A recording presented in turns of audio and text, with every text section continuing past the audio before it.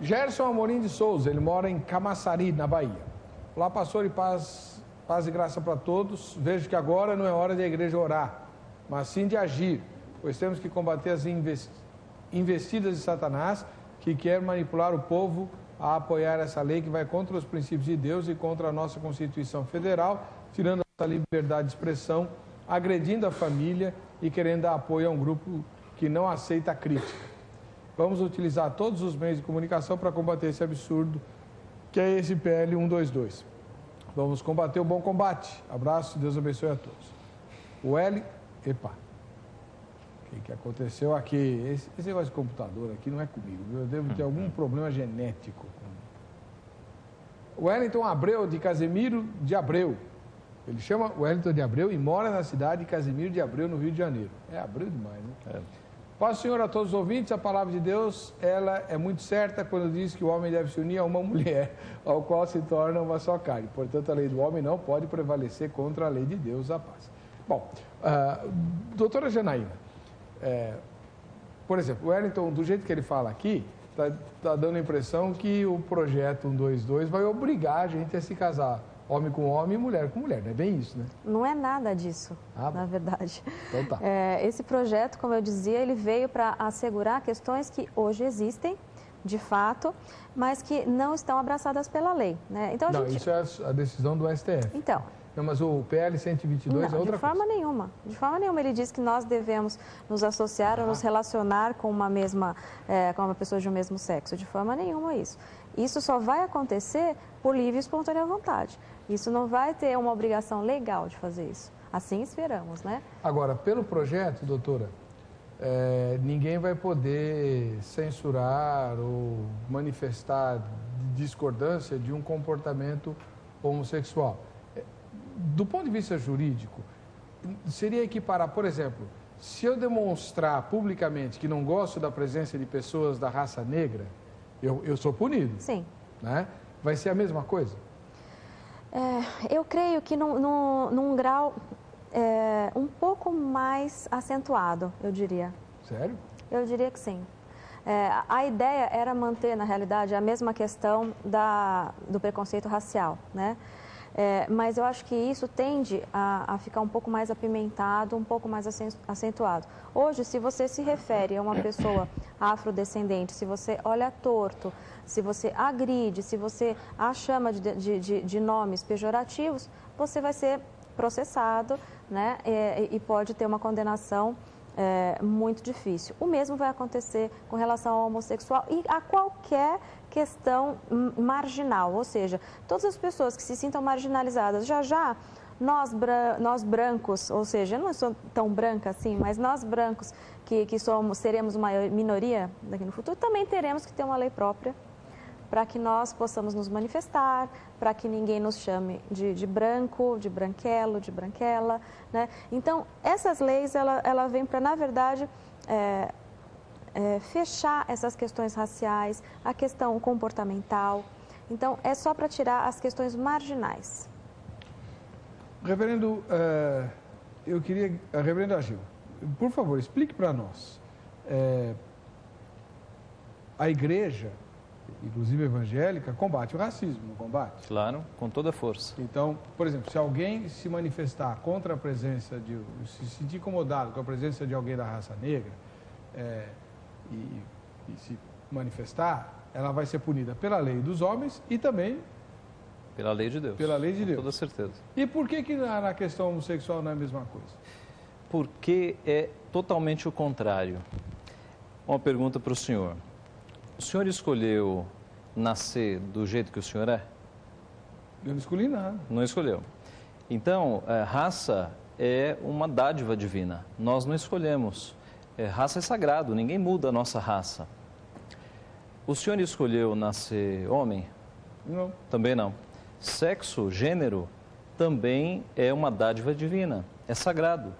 Então, mexer com raça, trocar raça, é atentar contra algo que Deus nos deu.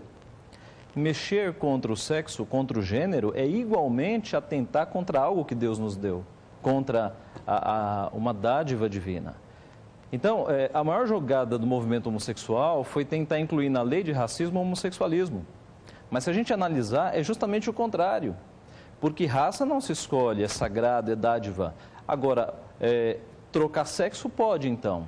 Da mesma forma como você agride o sagrado tentando trocar raça, e nem dá, mas criticando uma raça, você agride aquilo que Deus nos deu, que é a sexualidade, que é o gênero masculino ou feminino, tentando trocar.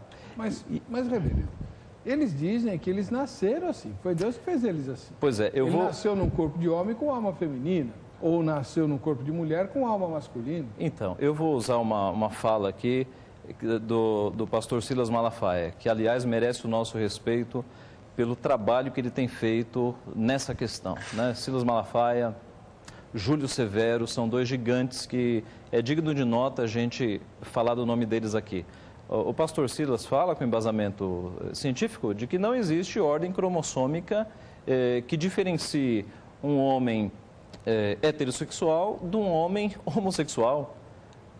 A ciência não tem elementos para diferenciar. Você tem lá a ordem feminina e masculina. Então, isso é um sofisma, é uma enganação. Eles querem criar um terceiro sexo que nunca existiu. Deus fez macho e fêmea. Senhor, são 8. Então, Deus fez macho e fêmea, né? Quando nós batemos, não no homossexual, mas no homossexualismo, é nessa linha, é uma deturpação do que Deus fez. E eu diria, pastor, que não é apenas um pecado de pouca monta o homossexualismo. A Bíblia, há base para nós dizermos que o homossexualismo é um dos passos finais na queda de uma civilização. O homossexualismo é juízo de Deus sobre uma sociedade. E eu sei que isso que eu estou falando é muito sério, mas eu vou mostrar na Bíblia. Romanos capítulo 1, que é o texto clássico que a gente fala sobre o homossexualismo. Romanos capítulo 1 tem algo muito interessante na língua grega, que é o uso do verbo pelo apóstolo Paulo. Paulo escreveu o Novo Testamento em grego, que é um verbo que flexionado paredoc. Não tem pouco. Ok. É o que em português aparece os entregou.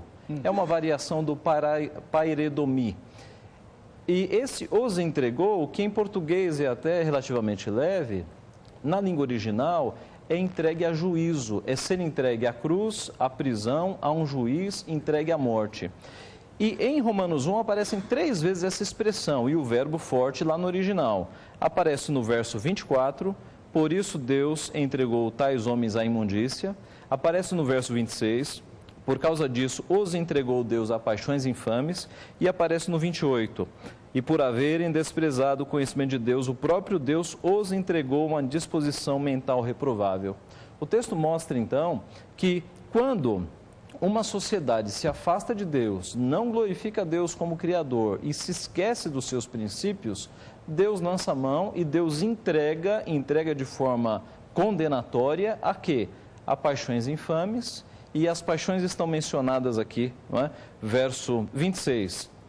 Porque até as mulheres mudaram o modo natural de suas relações íntimas por outro, contrário à natureza, homossexualismo feminino. Depois, semelhantemente, os homens também, deixando o contato natural da mulher, se inflamaram mutuamente em sua sensualidade, cometendo torpeza, homens com homens, e recebendo em si mesmos a merecida punição do seu erro. Eu conversava com a doutora que, analisando a história dos grandes impérios, há alguns elementos que mostram a decadência do império. E em todos eles a gente observa a presença de homossexualismo. E o texto dá base para mostrar que o homossexualismo é mais ou menos o fundo do poço. É quando a pessoa, ela insatisfeita com Deus e tão distante de Deus, ela passa a tentar contra a própria criação, contra a própria forma com que Deus a fez, não é? Eu sei que é muito duro para um homossexual que esteja nos assistindo ouvir essas coisas, mas o texto de consolo é o texto que foi passado na voz do Cid Moreira, né? Lá em 1 Coríntios 6, porque tais fostes alguns de vós. Alguns coríntios, e Corinto era uma cidade moral, né? Havia até um verbo na época que era o corintizar, era praticar imoralidade. Tudo indica que alguns dos membros da igreja de Corinto haviam sido homossexuais, bêbados e roubadores. todos. Pois é, Então, Deus pode transformar. E o ideal de Deus é que o homem seja homem, a mulher seja mulher, constituam família e sejam felizes dentro do ideal de Deus. Pois é.